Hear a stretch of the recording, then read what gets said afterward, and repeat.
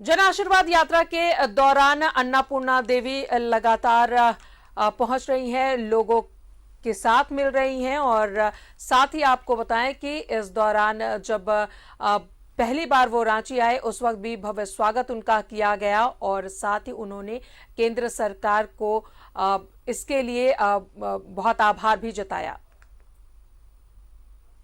जन आशीर्वाद यात्रा के बहाने केंद्र की योजनाओं पर हुई बात, नई शिक्षा नीति पर नई शिक्षा राज्य मंत्री का संवाद, इंजीनियरिंग की पढ़ाई होगी हिंदी में, राज्य सरकारों से मांगा जा रहा नई शिक्षा नीति पर साथ।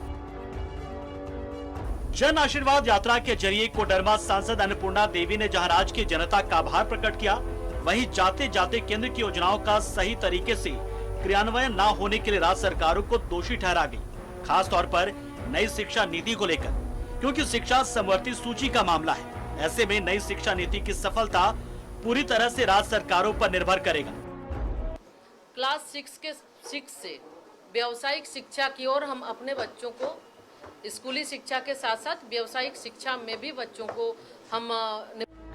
केंद्रीय मंत्री ने इस दौरान झारखंड की नई नियुक्ति नियमावली पर तो कुछ नहीं कहा, लेकिन इशारों में जरूर कहा कि नई शिक्षा नीति में तो इंजीनियरिंग की पढ़ाई में अंग्रेजी की बाध्यता खत्म कर दी गई है।